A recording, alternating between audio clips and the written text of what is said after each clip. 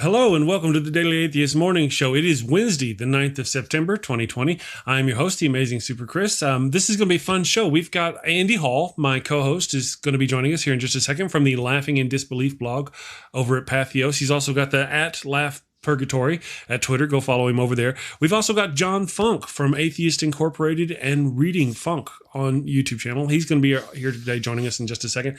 And Daniel Reynoso, fan favorite. Always love him coming by and talking about Christ or Nietzsche Christ or something like that. So it's going to be fun. Today is hump day. We're getting halfway to the weekend. I'm ready for it. We're going to do it right after this.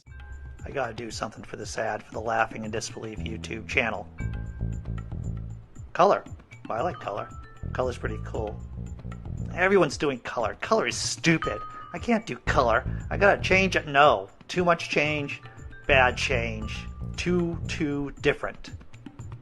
Monkeys? I like monkeys. Check out the Laughing in Disbelief YouTube channel.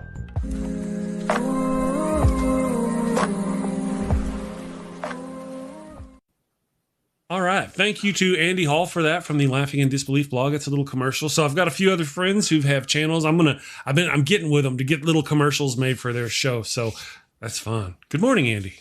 Good morning, Chris. How are you today? So far, so good. We got a fun show. I love having such fun guests on the show. Are you ready? I am ready. Good. I'm pumped. Good morning, John and Daniel. How are you doing, John? Morning. I am feeling pretty good. Slept well, and I've got my coffee with me, so I'm happy to be here. That is wonderful. Daniel, how you doing, buddy? Not too bad, my friend. Just hanging out here in smoky Southern California. I'm right outside the El Dorado fire, actually pretty much within the evacuation range. So it's a little interesting these days, but not too bad at all. Really? Yeah. Wow. Oh, yeah, goodness. Stay safe. Stay cool. We're hoping for a miracle. Just kidding. No. Yeah. Have you been praying? Have you tried prayer? Almost. No, not even close. But it's been a show nonetheless. Awesome. I want to take a moment and say hello to everybody in the damn nation. Good morning, everybody. Thank you for joining us over in the chat. Let's see. I saw somebody new. Slade Chimera, you're not new. I've seen you before, but nice to have you with us this morning. Brainbug is here. Good morning, Brian. Brian the Brainbug. If you haven't seen Brian's channel, go check it out. He's really got some good things going on with bugs. It's very interesting. Let's see. Sean Alexandra. How are you doing, Sean? Doing good? Did you get a shirt? I think you got a shirt. If you got one of mine, send me a picture of you with it, and I'll put you at the place with the other guys, Paul Camish and Derek Cruz. So good morning, everybody there in the chat. Good morning to everybody who's watching on Facebook and to the people who listen on the Daily Atheist Morning Show podcast live. Good morning to everybody. Hi, guys. How you doing? Ready to talk about some Jesus? Why not? Oh, yeah. I'm feeling Jesus. You feel it? All right. So, Daniel, let me kind of get you started here. You just said something about Jesus, and I made a topic, I made a funny thumbnail, but you kind of brought it home, the difference between what the text says, I guess, about Jesus and what they worship. Is that what you were talking about in your post?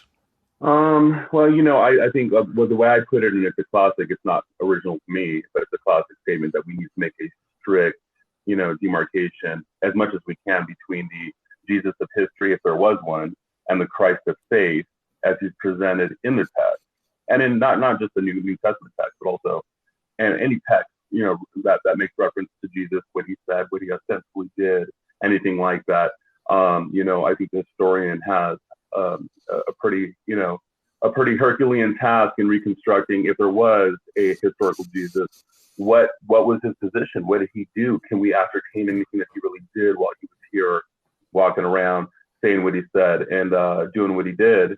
And obviously, the one single factor of the life of Christ that seems to be the most substantiated, at least by secular historians and Christian historians or whatever alike, is that there appears to be a man named Jesus of Nazareth who was crucified under the reign, or at least the governorship of Pontius Pilate around the year 30 CE. That's probably the most secure single fact of the life of Jesus that most historians will accede to, and we got to make sense of that. What happened there? What is the cause? What is the effect of this event that transpired?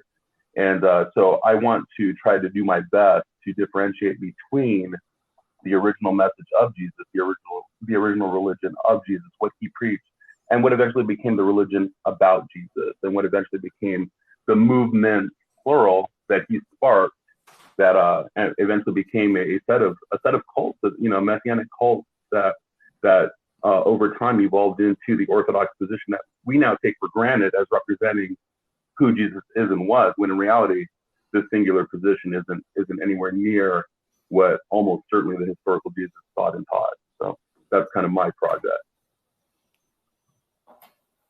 if that makes sense.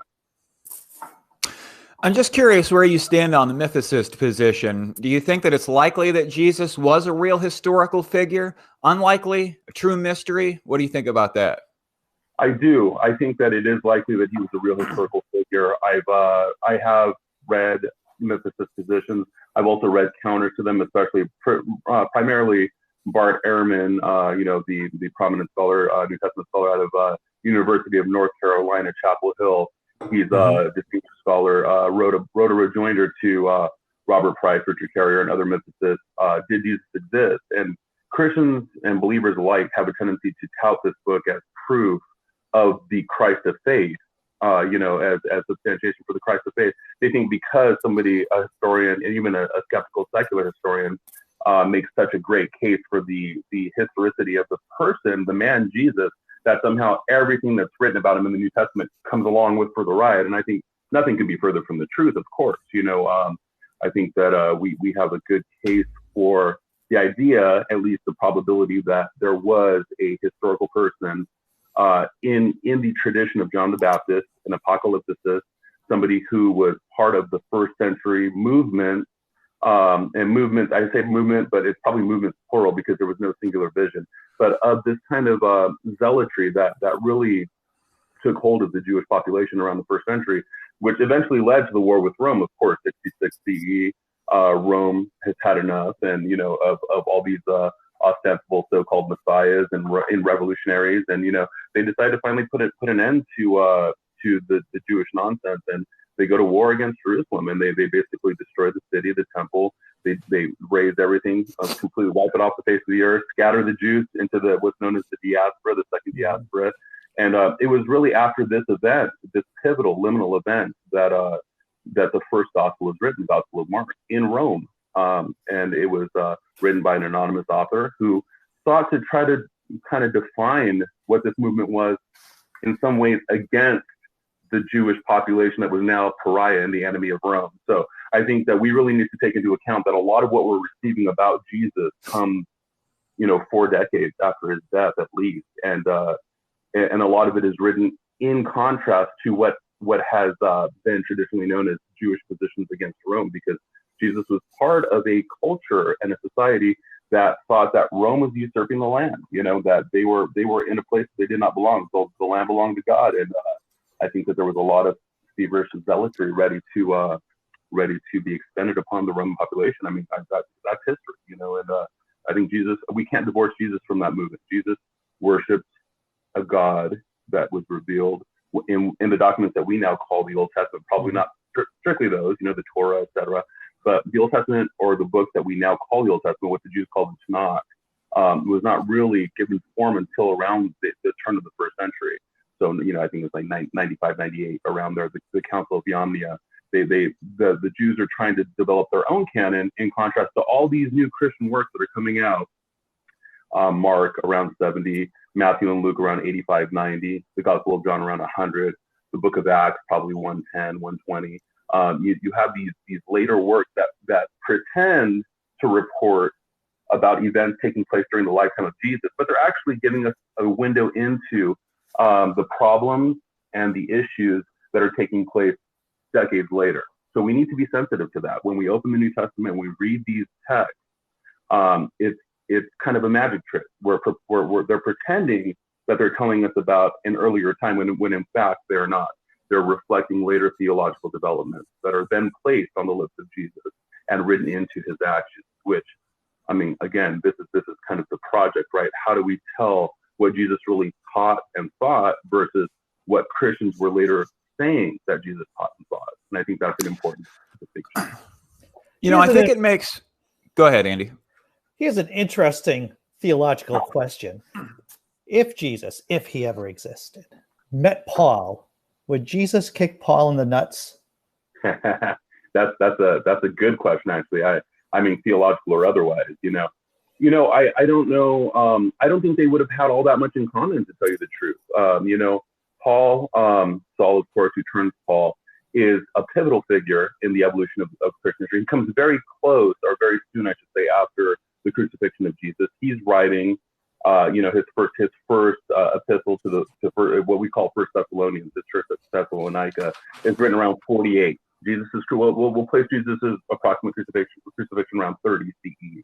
Paul's writing about almost a little over 15 years later, and he's bringing a Hellenized Greek understanding of religion to the Jewish landscape. That doesn't mean that he wasn't a full-blown, Roman, he claims to be, or at least Luke in Luke Acts claims that Paul was a Roman, but we don't know that for sure. This is Acts is written about 50 years after Paul's death, and it's very propagandized in terms of, Paul is kind of being the guy for Christ, but or for Jesus, I should say.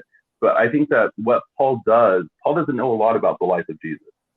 You can probably, write down on a single 3x5 note card what Paul knows. That he knows that Jesus had some brothers. He knows two sayings of Jesus, that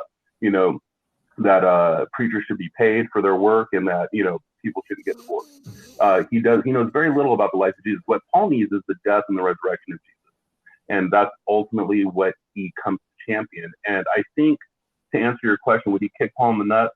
I don't know that he would kick Paul in the nuts, but I definitely think that he would have joined his brother James and also Cephas or Peter and other of these early messianic leaders who were believers in Jesus' resurrection in condemning Paul's message. And that's ultimately what we find even throughout the New Testament. It's been hidden from view, but what we have is even traced throughout the New Testament is a reaction to Paul's message by the leaders of the Jesus movement, early messianic cult, where Paul was under complete suspicion. And most of the gospels that we have by Paul, I'm sorry, not the gospels, the epistles that we have by Paul are written in reaction to the emissaries that were sent from James, from Jerusalem, to warn against Paul's messages. In fact, we see it very clearly in Galatians, which is authentic to Paul. We should note here that 13 works in the New Testament are attributed to Paul, when scholars the vast majority of scholars concede that Paul probably wrote only 7 of them.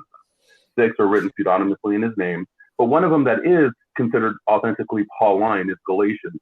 And you can just read the first couple of chapters of Galatians to just sense the venom coming off of Paul toward James, toward Cephas, toward a lot of these people who are so-called apostles, so-called pillars of the church, and who are preaching a gospel other than the gospel that he himself preached, which he claims he received directly from Christ. So I think that Paul's doing something fundamentally different from what the earliest believers in Jesus were doing. The earliest believers in Jesus were, like Jesus, apocalypticists. They believed that the kingdom of God was coming in power any day now. There was a view of history where currently we were in the evil age ruled by the devil and his evil powers or whatever. But and this was embodied in the gods of Rome and the Roman Empire and things like that, and taking control of the land. But the good news is that any day now, God himself was going to intervene in history, establish his own kingdom, and they would be ruled from Jerusalem in justice by a just king. So these people believed in a horizontal break in history, that there was going to be a definitive point in which Rome would be overthrown, God would set up his earthly kingdom, and it would rule out injustice indefinitely. So there's this apocalypticist kind of, I think things are going to change any minute now. Paul was an apocalypticist too, but he had a different view. His view was evolving into kind of a, that God would come set up his kingdom. Jesus as somehow kind of an angelic God-man would come rule, and there would be this kind of eternal, there would be a war between the gods. So in some sense, the Roman gods would go to war against Yahweh, the true God. Jesus, as the Kyrios, the Lord, would go to war against the Emperor of Rome, the Kyrios of Rome. And there was kind of, he saw this parallelism in some sense, as of course, any good Hellenized Jew would, because they were trained in the mystery religions. They were trained in, He was from, Paul of Tarsus. He was from a port city that was a recipient of a lot of different religious perspectives. So I think it's important to keep these things in mind. He was very far afield of the historical Jesus and the movements that circled around that historical Jesus. So let's take a step back here, because, it seems to make a kind of intuitive sense that Jesus existed because we have this massive movement that's only growing bigger and stronger 2,000 years later, but we don't have any archaeological or contemporary evidence for Jesus. And what I hear a lot of when it comes to criterion is the consensus opinion, which isn't criterion. So I'm just curious, if you were to point to something that you think is one of the best pieces of evidence to suggest that Jesus was a real man, what would you point out? I think that first and foremost, the wealth of literature, early Christian literature that we have, dating back to, again, the mid 40s by Paul, or at least the late 40s, going forward. And Paul was not just, even though he was outside the traditional circles of early Messianic cults, it didn't mean that he didn't know these people and that they didn't know him, at least from the historical evidence that we have fairly assessed. And they condemned his message and what he was doing with the whole idea of the death and resurrection of Jesus in terms of what he wanted to make it mean for his, his theology. But the fact of the matter is that we do see these documents, authentic documents existing, 7 authentic letters of Paul, who was writing only a couple of decades after the death of this person to whom he attached and with whom he was kind of at odds in terms of people who were authentically claiming to be his followers. It's not just that, though. We have, again, we don't have these documents. We have copies of these documents. We don't know what was in the original. I don't want to ever make the claim that we know exactly what was in these original documents. But I think the wealth of literature that comes out of at least the first century, let alone the second century, for the historicity of this person, when in reality, the vast majority of people would have never even been mentioned or known by anybody in antiquity. We have, records of, for instance, Apollonius of Tyana or different messiahs that were purportedly did miracles. So we never want to take the miracle stories about Jesus that seriously in that sense. But in terms of why there was a person around which so much energy and literature and effort and movement was circled, I think it does speak to a real historical person in that sense. Also, even though we don't have a Roman reference or a pagan reference, we do have a Jewish reference in Josephus. At least 2. One may be doctored by Eusebius later because it's a little too pro Messiah, Jesus, if he, the man who, if he could be called a man, kind of, blah, blah, blah. But Josephus is a contemporary writing at the time who knows the brother of Jesus, James the Just, and the point of his passage is to talk about James, and he kind of makes an elliptical reference to Jesus, the brother of the one called the Christ. So I think that this throwaway passage, even if it's authentic, even if it's not saying much, because Josephus was never a messianic believer or a Christian in any way, but he does make mention of somebody that was prominent in the first century, James the Just, who was ostensibly the brother of the one that they called the Christ. I think that there's just a lot of incidental circumstantial evidence in this sense. And again, the movement that blows up, and I don't even want to call it a movement. It's a set of cults that spring up in the wake of the death of Jesus, because there is no singular interpretation of what the life, death, or ostensible resurrection of Jesus meant at the time. That only comes later. So I think that given the paucity of historical evidence for most people that have ever lived, and the evidence, or at least the existence of this kind of material in favor of a person around which so many different interpretations revolve, and I think that we're pretty, at least we're on good ground to say that there was probably somebody who was, active in the early part of the first century who caused some ripples. And I don't think that this is too weird. I think a lot of the reaction against the idea of the historical Jesus comes from the fact that people want to somehow disavow a lot of what's written about him in the New Testament. Like, come on, man, that can't be real. Of course it can't be real, but that doesn't mean that there wasn't a person that all this might have been based around, especially because we have evidence of so many other messiahs, would-be messiahs and so-called messiahs from, the first century BC all the way on to the second century, third century AD, or CE, I should say.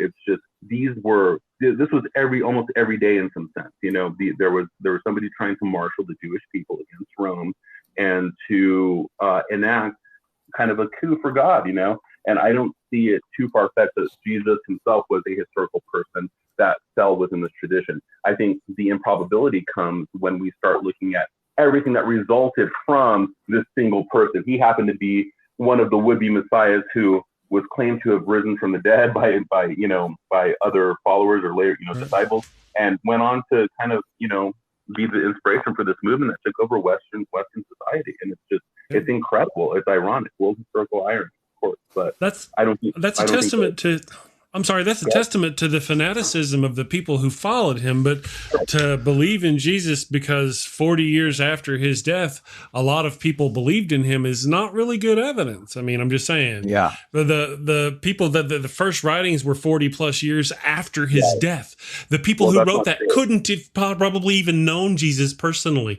or even known the people that knew Jesus. Absolutely. And then to kind of take that stretch and just I've heard there were a lot of different messiahs going around, but the notion could be that this is just the one that won. Right. Oh, absolutely. I totally agree. He had the most fervent, but that doesn't, and I just want to point out that Dragons in Genesis, and then I'll shut up, because I like shows where I don't have to talk a lot. But so do we, Dragons Chris. in Genesis points out, thank you. He points out that Josephus, the chat rolled up. He said, Paul never placed Jesus on earth. His Jesus only appeared in visions. Well, again, so we don't want to make the mistake of assuming that Paul ever knew Jesus in real life. So yes, whatever Jesus Paul was talking about was a so why would we take Paul's word on anything about what Jesus thought? That's a good question, and I think that's one of the reasons why we want to look to Paul as evidence of one of our earliest. And again, we don't want to call Paul a Christian because this is retroactively fitted. He was one of the earliest messianic believers to be on record, actually the earliest that we have, like I said, 48. But the thing is that based on the historical evidence that we have from his own writing and from writings about him by other people, he did know people who knew Jesus in real life. And that's why they hated him, because he was preaching things about Jesus that were not in line with what they believed as early messianic communities. Now, again, when we have an early messianic community, like, for instance, the church in Jerusalem, which is pretty, there are independent sources that attest to a church or a gathering, a group in Jerusalem that believes in Jesus as the Messiah. Okay, no big deal. But the point is that what they believe isn't the New Testament version of who Jesus was and the New Testament idea, or, the meta-theological picture that comes out of New Testament readings by Orthodox Christianity. Instead, you got to realize that these people believe, like what most apocalypticists believed at the time, that the end of the age was coming soon. And with the end of the age was coming a resurrection of all the saints. So the fact that Jesus was resurrected was nothing. It was not a singular event that needed to be explained through in terms of cosmic history. You can read in the Gospel of Matthew, which is also anonymous, but it makes mention of many saints that were resurrected during that time too and showed themselves in Jerusalem. We have no other record of this. Obviously, we don't believe that to be true, but it's in line with the notion of a resurrection at the end of the age, right before the kingdom comes. So these people believe that if they believe that Jesus was raised from the dead, they believe that he was raised from the dead in line with the fact that many other saints like Elijah and Moses and a bunch of other, everybody basically righteous and on the side of the true God would be raised to perfection for this kingdom. So it's not that he was unique in this way. What Paul does is Paul makes him a unique spiritual being in some sense. His resurrection is the cosmic crux of all history. So that's what Paul does. Well, Paul didn't know him, but now you've said that Paul knew people who knew him. Sure. Okay. I think that's pretty defensible. And then, so we can defend that he knew people that knew them. Now, you also said that Paul disagreed with the disciples. Yeah. Who were literally the people who were walking with. So why should we take anything Paul says at all? Yeah. Again, we don't want to take Paul's It's like this guy just came along and he found a cult that kind of needed a leader, and he's like, "You people are in desperate need of leadership," and went from there. I think that's a valid point, and I think that that's exactly the kind of skeptical, set of goggles we need to have on when we read Pauline interpretation of the life and death of Jesus. It's not that he doesn't have I don't know. I wouldn't want to be so cynical to say that Paul is somehow overtly lying. It seems that what he does in his life and in his ministry is something that he really believes, but it doesn't make it true, obviously. So we don't want to believe anything that Paul says out of hand. What we want to do is we want to test what he's claiming about Jesus with and against what earlier understandings of what the life and death of Jesus meant. So for instance, let me give you an example. Jesus comes in the line of John the Baptist right before, and it's all throughout the New Testament. You have even the gospel writers trying to explain away the fact that Jesus was baptized by John the Baptist. In fact, as the gospel progressed from the earliest Mark up to John the latest, you have initially just very little mention. He's just baptized by John, and he moves on to do his ministry and begin his ministry. Then you have Matthew and Luke talking about a voice from heaven, or at least a light from heaven, and this is my son in whom I am well pleased, hear him. You have this kind of apologetic for why Jesus is somehow greater than John the Baptist. Then by the Gospel of John, you have John kind of trying to deny and defer. I have need to be baptized with you, Master. Why are you coming to me? Well, we need to do it to fulfill all righteousness. There's always these reasons why Jesus needs to get baptized by John, even though he's supposed to be the spiritually greater. But the fact of the matter is that it seems to be based in the criterion of dissimilarity, which if you're studying historical Jesus, you have to study according to criteria. And the criteria are basically, academic or scholastic criteria that help us best determine what was most likely the case with respect to either the historical Jesus or the historical Jesus movement or whatever it may be. And this is kind of where historians try to come together on common ground and say, okay, yeah, it's probably the case that this was not the case, or what this was or was not said. It's probably the case that Jesus, if he did exist, was baptized by John the Baptist. Again, how do we know that John the Baptist existed? We have sparse records for John the Baptist, but they're there. And I think that when we can place Jesus within this line of historical evidence, it becomes clearer that he probably did exist, even though he was very different from what Paul conceived. So Jesus is baptized by John the Baptist and goes on to preach the same exact message as John the Baptist. Behold, the time is at hand. The axe is at the root. Get ready. You repent, for the kingdom of God is at hand. He basically takes up John's message and begins preaching the same exact thing because he was an apocalypticist just like John. And he goes back home and he gets rejected by the people who know him. And remember, a prophet is without honor in his own country. So he starts going to surrounding areas, Capernaum, and different areas that are kind of around his hometown of Nazareth. And he eventually works his way into Jerusalem, where he makes a public display in the temple, overturning the money changers, etc. But he shows himself to be a bandit, a lestai, as they're called in Latin. And this was the most egregious sin against Rome, because you're trying to usurp Rome's power, which is what got him to the cross. He was crucified for sedition. He was pretending to be somebody who could somehow rule the Jewish people in some ways. And Rome didn't take, the two beggars or bandits that were on the crosses beside him were also lestai. They were probably caught in uprisings against Rome, which is very common at this time. And Rome didn't take too kindly to this. They crucified these people as a message to other people. You do not fuck with them. You know what I mean? And I think that Jesus got caught up in the same thing. He had this fervor, this zealotry, this kind of zeal for the righteous kingdom of God that was about to come. And it was no different from John, and it was probably no different from James, his brother, or other early messianic figures who thought that, well, maybe Jesus was special, and maybe he was raised from the dead because all the saints are going to be raised from the dead, and maybe the kingdom is right around the corner.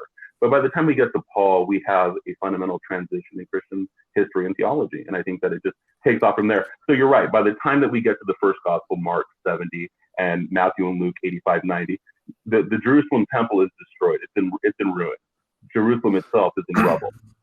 The Jews themselves have been scattered all over the empire in the second diaspora. There is no tie to historical Judaism at this point. So all the people that are coming to the church at this point are now Gentile converts and people all throughout the Roman Empire who never knew Jesus, who know nothing about the Jewish law, who know nothing about anything that Jesus really cared about. What they know is the figure of Jesus as Christ, which Paul presents, and his writings were very popular in the diaspora, which comes to explain why they eventually went out for Orthodox Christianity. So we want to be careful about the different groups that had different allegiances and how this all evolved into what we know to be Christianity today. Very different. So the Jesus that we've inherited, the Christ of faith, is very different from the historical Jesus and his concern. You know what I mean? So I don't know about yeah, that is the damn truth right there. I want to go back again here and address Josephus. Josephus was writing a long time after the death of the historical Jesus would have happened. Sure. And we know that he liked to write at length about things. And he could be unfavorable toward non-Jewish figures. And it seems to me that it would make sense that if Josephus knew about Jesus, that he would have wrote at length about him. I think that he would have had a lot to say about him. So the fact that one or two short paragraphs show up out of context, out of flow, in a favorable manner, right? He writes about him favorably. He talks about him being more than a man. It doesn't seem to me that that is right. And I know that a lot of Christians grasp for straws at this issue, and they'll say that Josephus actually wrote something, and then maybe it was tampered with later. But it seems to me that he probably didn't write that. And we didn't even know about it until a long time later when Eusebius brought it up. So if we take that away, and also Josephus appears to mention James, but it does seem upon investigation by me that he's talking about someone else there. Fitzgerald does a good job in this book of pointing that out. And I know that Carrier covers it as well. I can't remember the semantics of it well enough to dispute it here. But if we take Josephus out of the equation, and we take out of the equation people that wrote many decades to centuries after the man would have left, what do we have left? Well, I think that, okay, first of all, before you go too far, can I just add one more thing to that? Yeah. So Josephus was 100 years after Jesus' death, or 60 to 100 years. He was where he got his information about Jesus from Christians.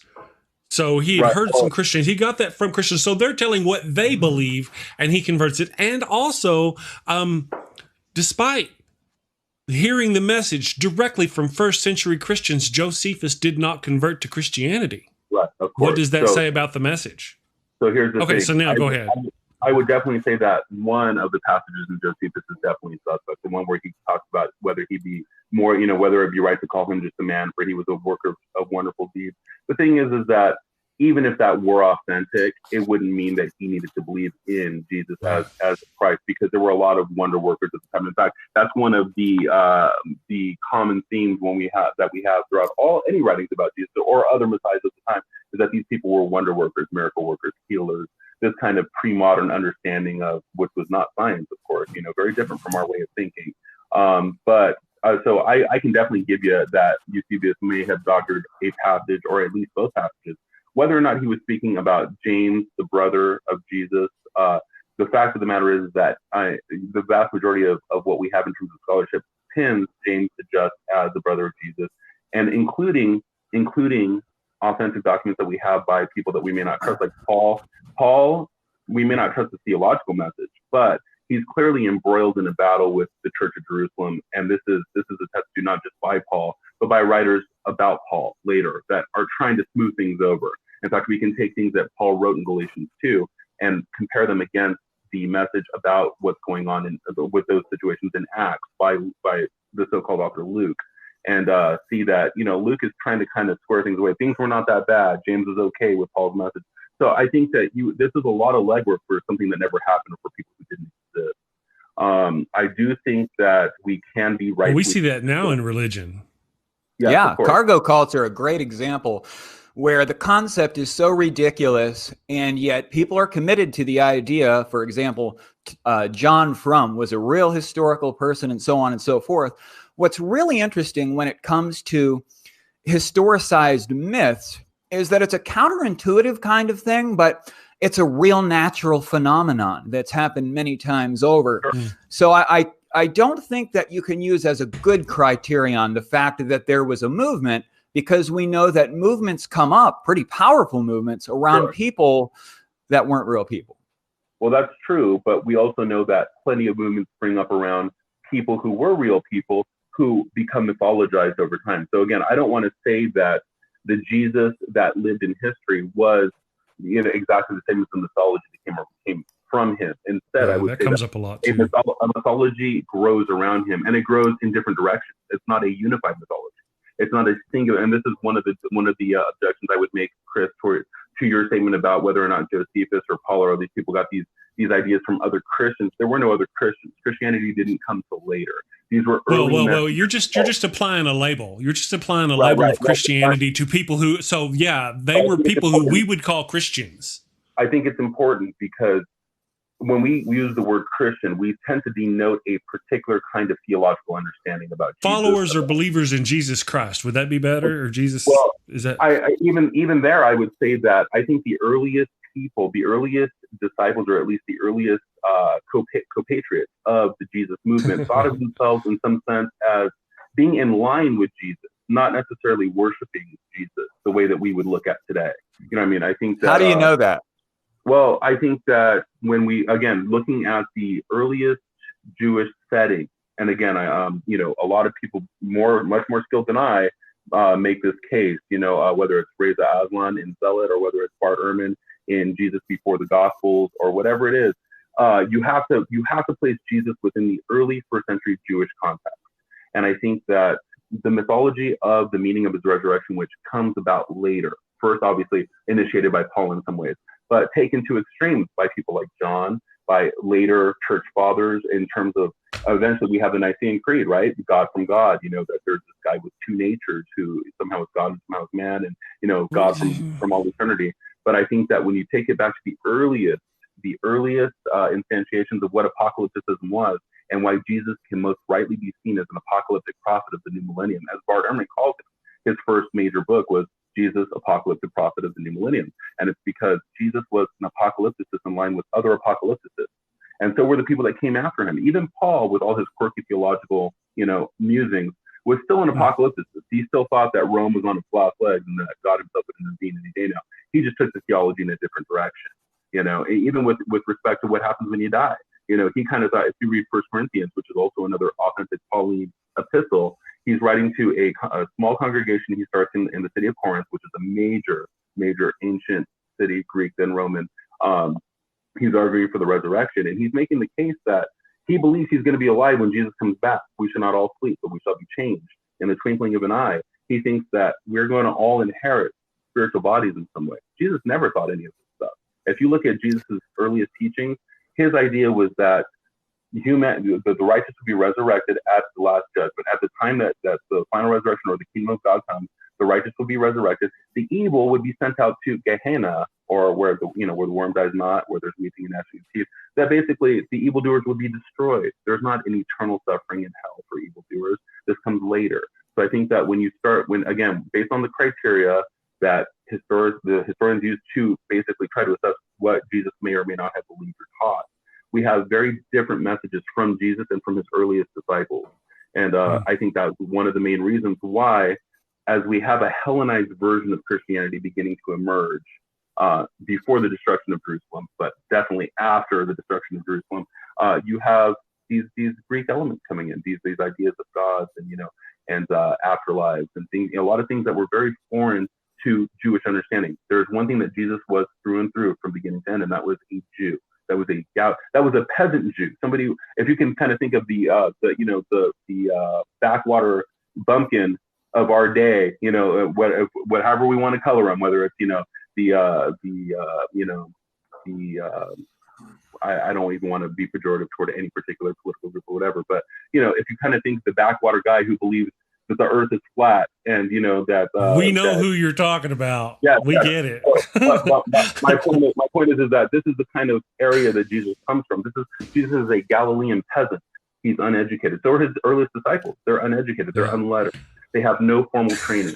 So I remember a preacher talking about how rich Jesus was, that his undergarments were so fine that they fought over them after his after he was crucified. I remember hearing that he was actually quite wealthy and stepped away from his. I mean, I've heard that as well. Yeah, you hear about the they keep all these things, like his crib, and they got artifacts of his crib that 600 years between the life of Jesus, and between when that Pope actually got those things, 600 years that these people allege. That's like how many generations and generations of people that allegedly carted this stuff. I mean, I'm just saying it's kind of a reflection. Was he poor? Or was he not poor? I've heard both now. Yeah, he was poor. In fact, the verse about them casting lots for his garments after the crucifixion comes from a passage in Psalms. What we got to realize is that the gospel writers, when filling out the details about Jesus' life, stole copiously from ancient Jewish documents and trying to show that Jesus was the Messiah. We can't base these things in ostensibly historical fact, So a lot of what we read, a lot of what we read in the Gospels, and remember, the Gospels are not in unison in terms of how they present Jesus. Each gospel has its own agenda. Each gospel, New Testament gospel, let alone the gospels outside the New Testament, but each New Testament gospel has its own agenda, its own understanding of who Jesus was, what his death meant, what his resurrection may have meant. Paul is different from Luke. Luke is different from Mark. Matthew is different from John. And I never tire of kind of reiterating the point that, Mark is written first. Matthew and Luke use Mark as one of their source material, as one of the pieces of source material to compose their own gospels. And we can see how they change the stories from Mark in their own gospels. And they change them in different ways, depending on what kind of theological points they're intending to make. But they're called synoptic because they all essentially follow the same timeline. They all essentially tell essentially the same story in some sense. They may have different theological points, but they all kind of follow the same kind of pattern in terms of narrative. So they're called synoptic, or from the Greek, seeing with one eye. John is fundamentally different. John is entirely different. He's presenting basically Pauline theology in narrative form. So one of the examples that I never tire of sharing is that when you read the Synoptic Gospels, especially Mark, you have people who tend to get an inkling of who Jesus may be, that he's the Messiah or he's somehow sent from God. And he wants everybody to be real quiet about it. Hey, mum's the word. We don't talk about this. My time has not yet come. We don't, but I'm not going to show any. People want signs to prove who he is. Show us a sign that we can know who you are. There will be no sign given to you except for the sign of the prophet Jonah. For his 3 days, he was in the belly of the fish. Those 3 days, blah, blah, blah. But Jesus refuses to show signs to prove who he is. He refuses to tell people that he is the Messiah. Nobody knows in the Gospel of Mark. The only people that know are the Father at his baptism, the demons who we know who you are, the Holy One of God, the centurion at the cross, that surely this was the Son of God, and you, the reader, because you're reading the Gospel of Jesus. So nobody else seems to get it. But in John, that's all he talks about, is who he is, where he came from. Every sign he does is to prove that he's divine and that he is the Messiah. So you have a fundamentally different Jesuses that are being presented even within the pages of the New Testament. And I think that's an important point. People read these things with blinders on because they have all been inculcated with a theological picture of Jesus. Yeah, doesn't that make it even less likely that it's true? Oh, of course. The fact that they're all different, that he was real? But before we go too far, I want to ask, you recently read Bart Ehrman's book, and I've been wondering about his research because he's one of those, I guess, pseudo-famous people or famous people who believe Jesus was real. And I just want to ask, I'm sorry? Oh, it's a celebrity professor. Yeah. There you go. Celebrity professor. Yeah. So he believes that it's real. And I just want to ask, since you've read his book, is his belief also based on 60 to 100-year-old writings and the fact that Jesus was popular? Is there anything real substantial that he has besides that? We have all these writings about Jesus. No. Oh, no. I definitely, I think that Bart does a good job of actually delineating the actual evidence we have. We have no pagan, Roman source, anything like that in the first century that speaks to the existence of Jesus, and they had records for a lot of stuff. So this is definitely a problem in terms of trying to establish outside, corroboration for the existence of Jesus. But I think there was a lot of people who wrote about Zeus, and there's a lot of people who wrote about Athena, and there's a lot of people who followed them. Yeah, but these kinds of comparisons, I think, are a bit flippant.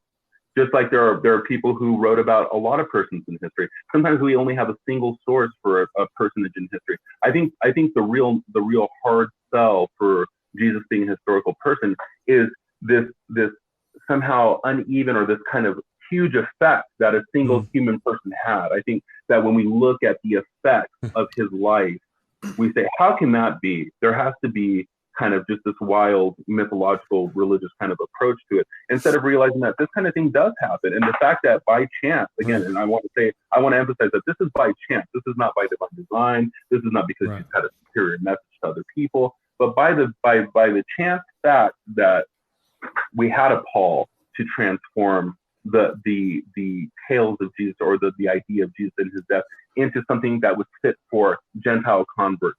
The fact that we had, Christianity comes along at a time where the invention of the Codex is coming. Before, and when we talk about, for instance, the Dead Sea Scrolls, which were uncovered in the 20th century, and we learn the Dead Sea Scrolls have nothing to do with Christianity, but what they do talk about is the same kind of religious, cultural, and social climate that Christianity came out of. It's written by a community about 150 of BCE, right before Jesus. So there's about 150 to about 100 CE. There's a little community of Essenes, or at least people that they think were the Essenes, living out in the desert. They're writing. They're kind of along the same lines, that there's this figure of light that's going to do battle with the figure of darkness, and they are the righteous community, and all the same kind of tropes that we have from early Christianity or early Messianic cults. So it gives us a window into the time and theology and cultural practices and everything having to do with these kinds of Jewish believers. That's why the Dead Sea Scrolls are so important. They give us a window into this period of Judaism. But they're scrolls. You roll them up. You got to. They're very delicate. They're brittle. They dry out. They get destroyed. So, let me jump in here with a few points. No, go ahead, Andy. You get yours in first. Then I'm coming next. Yeah, Andy. Okay. So tell me if I'm wrong about the popularization of Christianity and McDonald's, because I think there's a similarity there. And tell me if I'm wrong. I just rewatched The Founder, the Michael Keaton movie that talked about Ray Kroc and McDonald's. Now, anyone who knows the story of Ray Kroc and McDonald's is that Ray Kroc, quote unquote, the founder, took the basic idea of this industrialization of fast food from two brothers, took that basic German idea and just expanded on it and popularized it and marketed it in ways that the original guys had no idea, had no real plan or conception of. Am I completely off base with this Paul and Ray Kroc? I think you're right on target there. I think you're on target. I wouldn't, and again, just like Ray Kroc didn't build from nothing, he had the inspiration of an actual. They show in the movie that these brothers were very intent on trying to figure out the maximally scientific way to get things out fast enough. They were rearranging the kitchen and they were trial and error. I think that in that same sense, Paul is kind of the founder in some sense. I wouldn't call him the originator of the idea, but I definitely think that he spun the ideas in ways that were amenable to Gentile audiences. But let me if I could just finish my point real quick, is that Christianity comes at a time where the codex, or what a codex is, a book. Before books, there were scrolls, but then people learned how to basically write on short pieces of paper, bind them together as a column, and create what we know as a book or a codex. This is contemporaneous with the rise of Christianity, which is why we have so many materials pertaining to early Christianity, is because it was so easy to create them and transport them and then copy them. And again, I don't want to ever confuse the idea that we somehow have the originals. We have no idea what was originally in the originals. We don't have the autographs, as they're called. We have copies of copies of copies.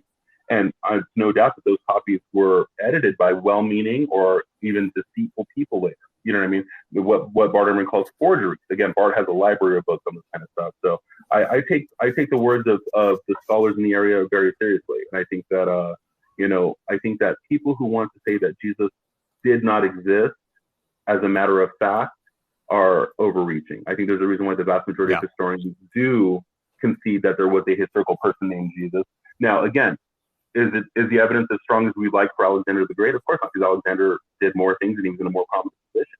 But that doesn't negate the fact that we have clear evidence of a person who probably held ideas very similar to other people within his time and within his religion and within his scope as a Galilean peasant in the Judean province. I think that we're not outside the scope here. I think that what is done with the message of Jesus, where the religion becomes about Jesus, especially as the decades progress, and eventually where he all of a sudden becomes this pre-existent being who somehow has come to die for the sins of humanity. I think that obviously is mythology. This is and to conflate the existence of a historical Jesus with these messages is a huge disservice both to believers and non-believers. I think skeptics and non-believers are doing themselves a disservice by writing off the historical Jesus simply because the myths that surround him have gained so much traction and have caused so much damage and have led us so far afield. I think that we come with strong reactions to that, you know what I mean? Especially with our modern scientific culture. We look at like everything that Christianity is with kind of a repugnance. You know, we turn our nose up at it and think, how could anyone have ever thought this? But the fact of the matter is that it was the delusion that took hold of Western civilization for almost 2,000 years. You know, so we're actually coming at a. I've got 3 points I want to squeeze in here. I don't mean to cut you off, but we're running out of time. Please do.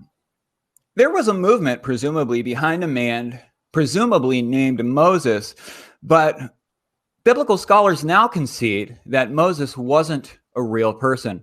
Same thing for Daniel. And the reason I mention these two is because there's no more evidence for Jesus than there is for Moses or Daniel outside of what people wrote 100 years later.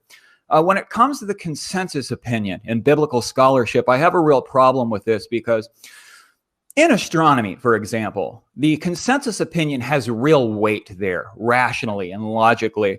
When it comes to New Testament studies, almost everyone that goes in and spends a huge portion of their life studying Greek and Latin and earning a PhD and all of these things, they're religious believers. So they have this divine bias where Jesus had to exist as a historical person because they have a personal relationship with him. He couldn't possibly have not existed. So I think the consensus opinion in this area is void.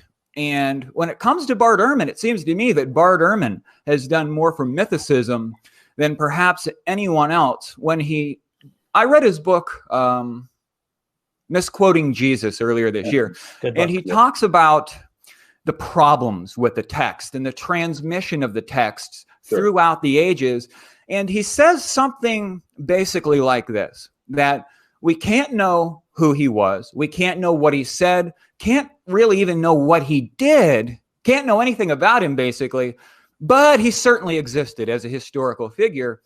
It just seems to me that Bart Ehrman's one step away from conceding that perhaps Jesus didn't exist. And I think that you are right, that it's wrong to just write Jesus off, right? But I think that it seems to me similar to the idea if there's a God or not with this issue, that the only honest standpoint is one of ignorance, one of not knowing whether there was a Jesus or not. But go ahead, you can address that if you'd like. Well, sure. So I'd like to begin with your last point. I think you're absolutely right that ultimately when it comes to knowledge, ignorance is the best position because none of us really knows.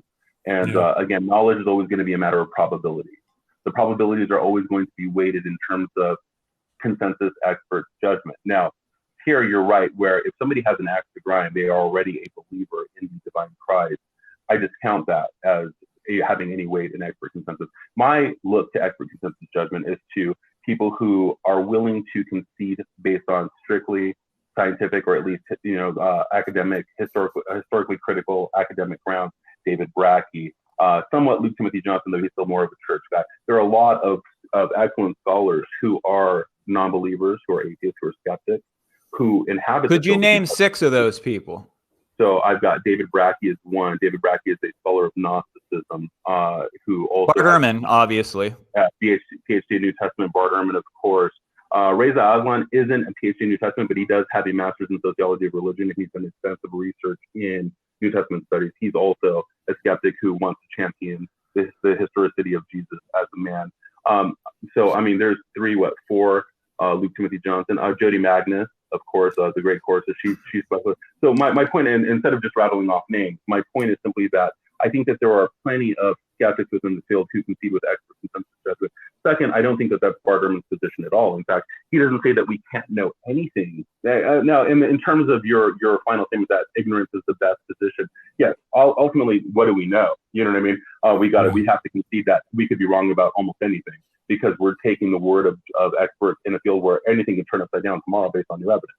The point is that to compare soft science with hard science like astronomy is a misfit, apples and oranges kinds of things. But if we're trying to reconstruct the past, we definitely want to turn to the people who have done the most research in that area. And Bart doesn't say that there's nothing that we can know about the historical Jesus if indeed he existed, which Bart himself allows. He says, hey, you know what? It could be the case that he didn't exist. Here are the reasons why I think he did exist. and Jesus Interrupted or Misquoting Jesus or Jesus Before the Gospels, any of Bart's books, this is exactly his area, to reconstruct what Jesus most probably said and did given the evidence. So for him to spend an entire lifetime trying to deliver this material only to say that we can't know any of it, I think he says that in the basic, like you said, the basic final stance of ignorance, that there's just ultimately nothing that we can say definitively 100%.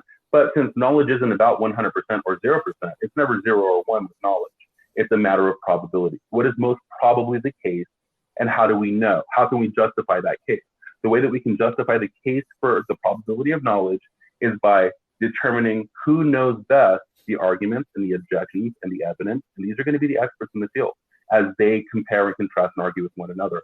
I'm no expert. All I do is listen and read and try to understand the experts and relay their messages. That's to the best of my ability. You know what I mean? Well, let me ask you this, and I want you to continue, but on my end, I've got Robert Price, who has 2 PhDs in New Testament studies. We've got Richard Carrier. We've got David Fitzgerald, who has a PhD in ancient history. I'm just curious what you see as far as people that favor historicism, why their argument is more valid than someone like Robert Price or Richard Carrier. You know, again, outside of the consensus opinion, outside of people that wrote hundreds of years later, or even decades. But yes, I get you. Yeah. You know, here's the thing. I have read portions of works by Robert Price and Richard Carrier. I would want to read their arguments more fully before I spoke to them. I do know that Bart Ehrman has debated at least Richard Carrier, if not Robert Price also. But you know, here's the thing. I'm interested in those arguments. For me, the reason why I assign more weight to historians within the field is within the field again. So the PhDs that are held, for instance, in ancient history, or a PhD that's held in, say, even religion or whatever, they may not speak precisely to the exact evidence that somebody who has a PhD in first century Palestine or whatever. My point is that the term PhD can be applied to many different things. In fact, that's one of the ruses that a lot of people, like Kent Hovind, PhD, right, degree out of Patriot University, who has no understanding of any of the issues, really. You know what I mean? But one of the ruses is to pin PhD at the end of somebody's name and assume that they have the authority to speak on the subject they're speaking on, and most people don't. Most people have an elliptical understanding of the issues at hand. So again, I don't want to say that I proved a case. All I want to say is that what I tend to relay is the information that I seem to find most compelling. And the reason why I find the information most compelling is... Well, here's the hole in your game that I'm finding. I've got to mention the hole in your game here, because I think this is, and I think that you know a lot about what you're talking about. I'm not trying to discredit you here, but maybe this would be a recommendation, because I know that religious people can get things wrong a lot because they only focus in on whatever they're interested in. And you've admitted here that you haven't read an entire book on mythicism. So perhaps... It's not those guys, yeah. So go ahead. Yeah, well, perhaps I would say that if you read, for example, one of Robert Price's books, I think that he makes a lot of great points. So yeah, that would be my recommendation, to give Robert Price a try. You know, he's a really smart guy, and he has 2 PhDs that are directly related to the New Testament. One in New Testament studies, and he's got another one that like relates to that. I can't remember what it is, but yeah, go ahead there. Sorry. No, he's my guy that I'll be turning to next. And here's the thing is that I've read articles by these people. I've listened to the debates between him and Ehrman, so I'm perfect. I'll definitely be going through that. But the thing is that, you know, as I've listened to these debates, again, it's not that I have decided 100% that one way is right or the other. I've listened to the debates. I've seen what they bring to the game. But here, just to point out a little bit of my hesitation to dive into a minority divergent opinion, is that there will always be scholars who want to champion, even within the field, a divergent point of view, and it doesn't make them wrong. So I want to, again, this is exactly what science is, right? If you have the evidence and you have the arguments and you have the gumption to bring your position, your thesis to the professional field and present it and defend it, then eventually consensus will give way because your position is more reasonable in the long term. I mean, I like to use the example, for instance, of in the 1600s, Aaron Harvey demonstrates the circulation of the blood. Nobody believed it. They thought he was crazy. Everybody believed Galen, and nobody thought to check. And Hume tells us that nobody over 40 ever believed that Harvey really did this, that they thought he was fucking nuts. The point is that as science is progressive and as the story unfolds, people tend to side with the better arguments and the better evidence. So, so if in time it turns out that the arguments in favor of Jesus having been never existed and just simply being a mythical character are more compelling, I think over time we'll see that more and more scholars will fall to that side, to that perspective. But simply because somebody with a relevant PhD, which most don't have, even a PhD in ancient history, or even a PhD in history, I'm sure there are people with PhDs in history who think that Jesus did not exist. Doesn't mean that just because somebody with a degree like this, all of a sudden that their arguments or their evidence are on par with people who hold the majority position. That's my point, is that I am not qualified to make the decision as to who has the better argument, because I'm no expert. What I can do is I can listen to the experts debate, decide which one I think is probably more probable, and know in a sense for myself, but I can never say that I know. I can say, hey, this seems more probable to me. But I leave it to the experts to debate it out. And can I interject real quick? I'm always wary of a minority position. Yeah, go ahead, Chris. Well, one of the things that I've said is that I was neutral on the position about Jesus existing. It doesn't really matter whether he did or not, blah, blah, blah, blah. But I was just neutral on it. And then I watched some Richard Carrier stuff talking about how the only writings of people who were at his time were blah, blah, blah, and how it was like Jason mentioned from Dragons in Genesis. Paul's, it always is in visions, and people were, he was a character who lived between the earth and heaven, who fought Satan between the earth and heaven. And I will say that I found that compelling, and I believe that Jesus never existed, or if he did exist as a person, it certainly wasn't related. It's just like an overlay of a story over a person who may have existed, but Jesus didn't exist because of that evidence. And it kind of, but I will admit that I've never read Bart Ehrman. I've never read any of the compelling, what may be compelling evidence for a pro-Jesus. It almost sounds like you're saying kind of the same thing. You've read some stuff that says Jesus was real, but you haven't really gotten into the stuff that said he wasn't real yet, and you're willing to change your mind if you get there and it's convincing. Oh, of course. I'm always willing to change my mind. And I have looked at mythicist positions, arguments, and I've also, like I said, I've watched debates between people like Ehrman and mythicists like Richard Carrier. So I definitely think that I understand. They haven't debated. Or is it, I'm sorry, Robert Price? Robert Price. Yeah, he did debate Price. He's debated a bunch of people, but go ahead. Yeah, I know. I'm sorry. I'd love to see him debate Richard Carrier, because I think that would be a fantastic clash. He comes out. I think the reason why I made that mistake is because he does come out in print, especially on his blog, in terms of speaking to points of Richard Carrier. So in that sense, I know that he's ready to provide rejoinders for this information. And I'm, like I said, I follow the tale avidly. I'm not somebody who says that I can speak to these issues. What I can do is I can try to relay the information that I hear from these people.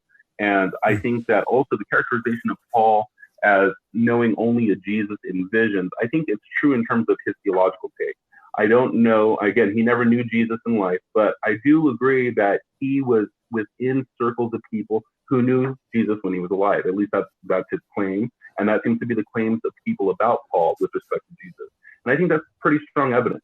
You don't have this kind of triangulation of perspectives and ideas and tales about somebody who knew the early circles of disciples and disciples who were against this guy's teachings and back and forth, and people trying to make apologies for their hero Paul against, you don't have this kind of triangulation or these kinds of many-sided about somebody who never existed. And I think that's a pretty, what would you suggest about Muhammad in that case? Well, so again, and you know what? And after I answer this question, I'll go back to your idea about Moses and Daniel and things like that. So I think that I think we do have a historical person like Muhammad. Doesn't mean that everything we read about him is true. In fact, I think that we're still missing a very vital aspect of critical Muhammad studies, because Islam is not there yet, not where Christianity is. Christianity has had 150 to 200 years, if not more, to kind of demythologize and get their game together. Islam is not there. Same thing with Moses. Let me get two more points in here, and this is going to be my final point. We are working on a time, but when it comes to that consensus opinion, you suggested that if mythicism does have a good argument, and it's correct, that in time it will win out. But I think that particularly cannot be right in New Testament studies because of that. bias of divinity, where the scholars that work in that field just could not accept that their personal savior wasn't a real person. And you also said that you're skeptical of minority positions and favorable of majority positions. And I think that's a good place to be outside of this area, because the majority position in New Testament scholarship is that Jesus was the creator of the universe and he came to the earth in human form and everything. And of course you reject that silliness. But yeah, so those are the only 2 points I wanted to make there. So here's the thing. I think that when we talk about consensus again, I think the arguments will win out for skeptical scholars who are willing to follow only the evidence. So regardless, I mean, I think that even though some skeptic, or at least some academic scholars may have a Christian bias in some ways, I think that there are many that are willing to say, I don't know, or put that on ice. Some people waver, but I definitely look at the people who completely reject the supernatural, underpinnings of this and look at it as purely an academic pursuit, a historical, critical pursuit. So if I say that, for instance, that the mythicist arguments I don't say that they'll become the full-blown consensus compared to all, believers with access to grind and faith positions to uphold. Again, faith is diametrically opposed to reason and evidence, right? So I think in terms of what reason and evidence present, I think we'll see more and more of those skeptical scholars falling in line. Now, that may or may not be the case. Like you said, there's a difference between hard and soft science. Just like with Homer, was there a historical Homer who wrote, who sang and wrote the Iliad and the Odyssey? We don't know. Scholars are divided. Now there may be a consensus that says, yes, there was a historical person who probably did this. Doesn't mean that what we read today in the Iliad and Odyssey are entirely from him. Maybe they were edited later by other people. There's the sky's the limit here. Same thing with the Moses and the Daniel argument. Daniel is a persona, probably a mythical character at the time, somebody that people knew socially or culturally, that is then taken on by the writer in the 2nd century BCE, writing about 150 or so around the time of Antiochus Epiphanes. And he's, again, the classic Jewish trick, right? Let's write right now what's happening and predispose it back, transport it back to centuries earlier, so it looks like we're writing prophecy. You know what I mean? And can't that be true for Jesus as well? Yes, and I think that's exactly what we see in the Gospels. Now, it's a little bit shorter of a timeline. I think that, when you're talking about 40 to 70 years after the death of Jesus, the words that are put on the lips of Jesus and the ideas that are put on the lips of Jesus are retrofitted based on current theological understandings of believers at the time. So these Gospels don't give us a window necessarily into the time of Jesus himself, but rather the time of the disciples that were living decades later. So I definitely want to be sensitive to that. Then this is exactly the task of the person trying to demarcate between what Jesus himself may have taught or thought had he existed and what his later disciples are saying that he did teach and think. You know what I mean? Because what was the religion of Jesus and what was his original message becomes a religion about Jesus. It becomes a message about what Jesus is going to do when he comes back and the kingdom coming. And I think there's a lot that takes place. For instance, like I said, I think we all thought early on about the apocalyptic framework of present age and the age to come, this kind of horizontal break. But since Jesus never comes back and the kingdom never materializes and Jerusalem is destroyed and the temple is destroyed, this eventually gives way to a vertical break of the life below and the life above in heaven. You know what I mean? So that there's no longer an age to come. Instead, it's what happens after I die. You know what I mean? So I think that in the same way that these ideas evolve, a lot of the ideas that are said to be germane to Jesus' message evolved over time. And we need to be sensitive to what is it that Jesus may have actually taught as a Jew living in the second, first, second, and third centuries of the, first, second, and third decades of the first century.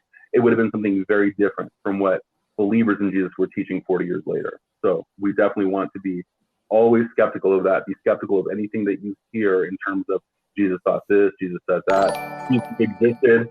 You know what I mean? Again, all that is up for debate, as we say. So I definitely respect the mysticist position, and I don't want to cut it short shrift, but I think that given the evidence we have, as sparse and as imperfect as it is, I think it does speak to a kernel of somebody who inspired movement, plural, that eventually became codified into what we know as the Orthodox Christian Church. And it's a shame because it really led us down the wrong path for a long, long time. So. Hey guys, real quick, I want to break in. Thank you, Sean Alexander, for the $20 of support for the channel. Very much appreciate it. You're our heroes. Thank you very much. I'm going to go ahead and wrap it up. It's been a wonderful, lively little conversation. Thank you both. You're the first. Of course, I don't want to call you pro Jesus, but you kind of lean that way because most of the people I have on the show are mythicists. You know, so you're the first person who's. I need to bone up on the mythicist arguments, then, you know, because I kind of take it for granted, and I think that I'd be better conversationalist. I think being able to approach some of those specific arguments. So maybe next time I'll read a couple of books and we can continue the conversation. Sounds like fun. Yeah. I want to thank you and everybody for joining me today. Andy Hall, I'm going to go through the group real quick. Andy, you got anything coming up? I want to chill out the rage too. So go ahead, Andy. You got anything coming up? I'm going to tell you this crappy joke I was working on. This Nietzsche Jesus joke. In the United States of America, is Jesus a rope from republic to fascism? That would be an open question. And if you're a Nietzsche fan, it's based on the idea that man is a rope from ape to rope. Uber. Okay. Rope to Ubermensch. But that's what I'm right. So that's what I'm closing that crappy joke. Awesome. Atheist Incorporated, John, you got any other things coming out lately? I've seen you working on your studio and got all that stuff going on. Yeah. About a couple of weeks ago, I had a conversation with an idealist philosopher. He's a theoretical computational physicist, Minaz Kafatos. I'm going to get that up probably later today. And next Tuesday, I'm going to have Jenna Belkont, who's a real celebrity in the atheist community. We're going to talk about the dangers of religion and the future. So yeah, head on over to my Atheist Incorporated YouTube channel and subscribe so you don't miss out. Awesome. Wonderful. Daniel, you got anything coming out upcoming? Yeah. That's one of the ironies of me being on these shows is that I just really have nothing that I'm pushing. You know what I mean? I have a book that I've written or I'm working on. I think you know about Bar School for Everyone, a bartender's manual. I have another book on Nietzsche that's kind of at least in the works, about 150 pages done. But I actually got a job doing some editing for an educational production company, so I've been busy doing that. But wow, no, man, I'm just hanging. You know, I respect all you guys and all the hard work. Carriers on the historicity of Jesus. Sorry, go ahead. No, I respect all you guys and all the hard work you put into your channels and your projects. I don't know how you do it. I'm just not that focused. I can't do it. So you guys are my heroes for sure. I don't know either. I'm in over my head. I just don't look that way. Thank you to Dragons in Genesis Jason for the $4.99 of support to the channel. He says read carriers on the historicity of Jesus. That's his recommendation. He's very knowledgeable. Jason is very knowledgeable. Having you and Jason on at the same time would be a fantastic show. Watching you guys talk about this would just be fantastic. He's a lot of fun. I got a couple of things real quick. The Rage has been dropping links in the channel. He's got a live stream he's going on. So if you're familiar with the Rage, he's going live here in about 5 minutes or so. Pop over there, show him some love. I also want to mention, I am actually going back to school. I'm going to start school again either this semester or next semester. I've registered for classes in theater, public speaking, and biblical studies. Holy shit, you're going to be an expert in no time. Well, we might as well study it if I'm going to talk about it all the time. It's the beginning. So just let folks know about that. So I'm off to save the world. Tomorrow, we're going to have Kyle Freedom. He's a little YouTube creator. I say little, I'm sorry. He's a YouTube creator here on it. He's an atheist YouTube creator. He's going to join me and Chris Atlee. Chris Atlee, the atheist pastor, is our new Thursday co-host who's going to be joining me and Andy Hall tomorrow. So it's going to be a lot of fun. Oh my God, I forgot something. I'm going to be on Andy Hall's show next week. Laughing in Disbelief. So don't forget to check out his channel. Don't forget. Awesome. And Richard Madsen, I want to get you back on the show one of these days for fun, brother. It'll be fun. I see you in the chat there. It'll just be fun. All right, guys, I'm off to save the world. Y'all have a wonderful day. Thank you to everybody. Thank you to the Damnation and all of our supporters. And thank you to everybody who listened in the Daily Atheist Morning Show podcast. You guys have a wonderful day, and we will see you tomorrow. Thank you for watching the show.